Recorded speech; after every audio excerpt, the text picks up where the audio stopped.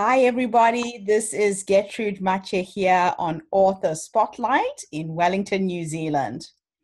Today, I am interviewing yet another fascinating author by the name of Dr. Janice Hooker Fortman, all the way in the United States. Dr. Fortman, how are you? I'm just great. How are you? I'm fantastic. Thank you. And thank you so much for doing this interview. Oh, you're welcome. I really welcome this opportunity. I'm really excited to talk to you about your book entitled The Secrets to How to Not Throw Mama Off the Train. Very interesting and inspiring title. Tell Thank me a you. little bit about how you came about writing this book and what inspired you.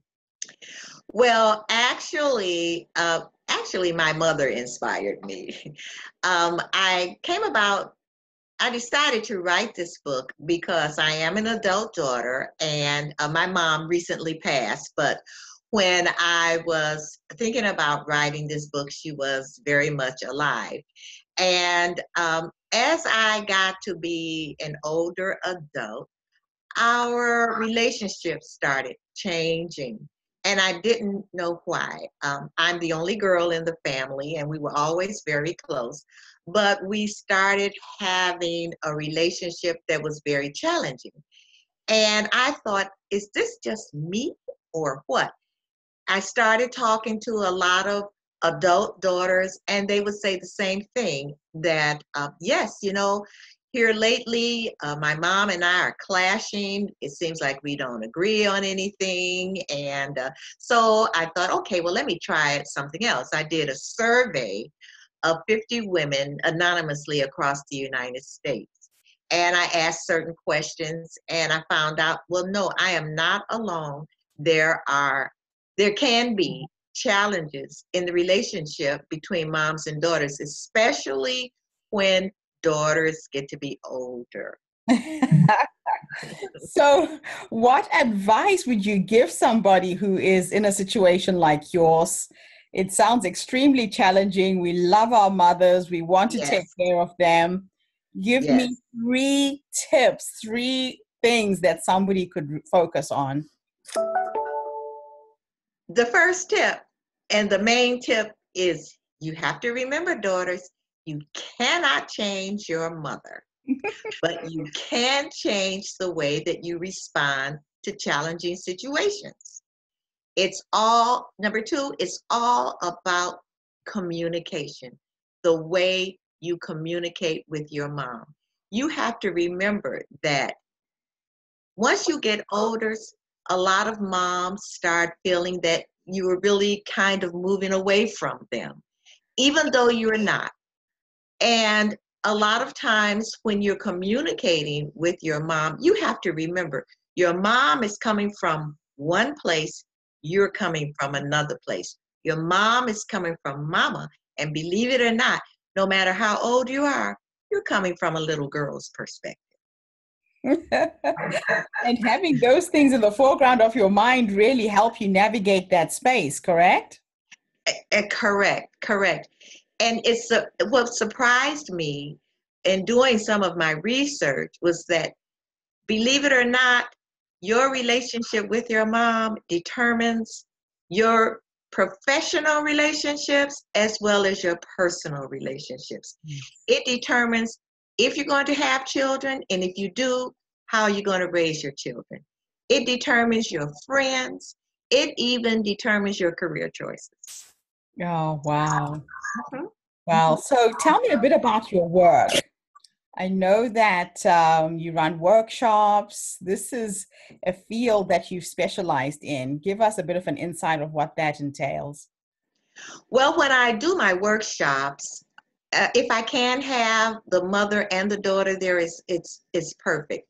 When I do have them there, it's a very interactive workshop. I start talking first about my own journey with my mom, and then I have the different ladies in the workshop to contribute. But what I do that I really like is I divide them into groups. I never put the mother and the daughter in the same group. And the group together decides on a particular issue that one of the members in the group is having. And they come up with different techniques, different communication techniques, and different solutions to whatever challenge they have. Then we come back together and the group reports out.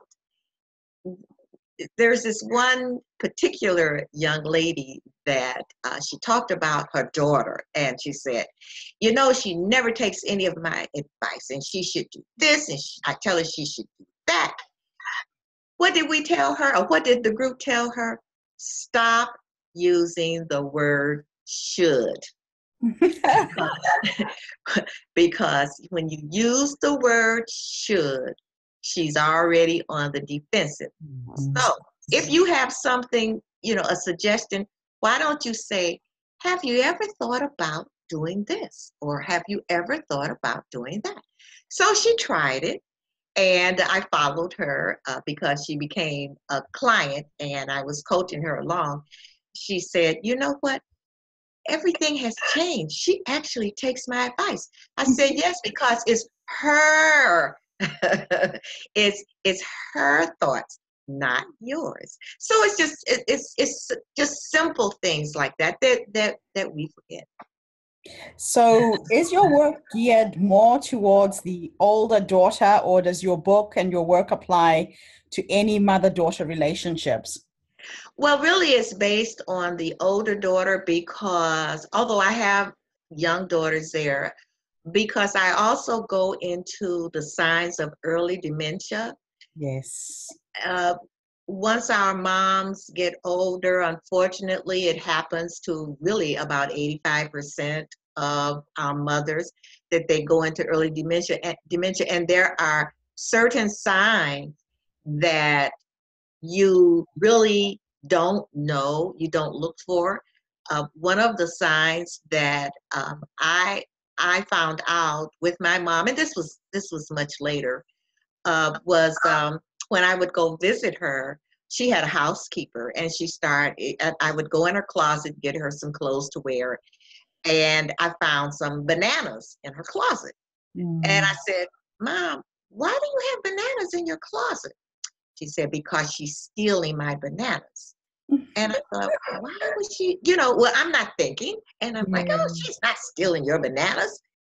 And then it graduated to her soap was in there and all kinds of things were in there. And I thought, I didn't know then. I just thought, oh, she's just being paranoid. But actually, that was one of the signs of early dementia. Okay. At least it was one of her signs, and it really kind of graduated from that to someone stealing my money. I had $20 over here, and just some of the signs that I talk about.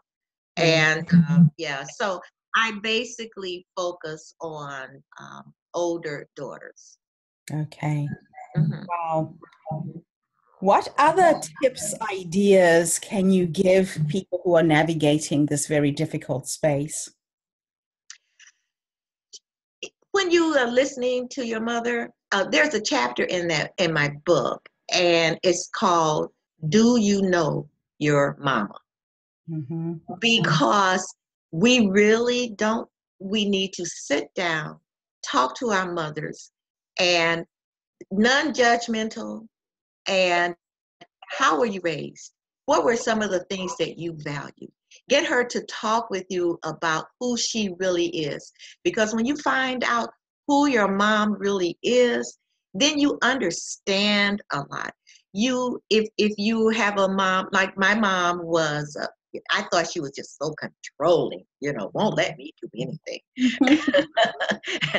And, but when I talked to her about her mother, and we really, once I got to be older and we talked about her mother, well, her mother was super controlling. This was the way that she was raised, that, she wanted to hold us close. And so I started understanding a lot of things. And some of my clients I talk to, when they say that they feel like their mother was abusive towards them. Yes. You know, I find out, at least they find out later that, well, they were abused when they were young.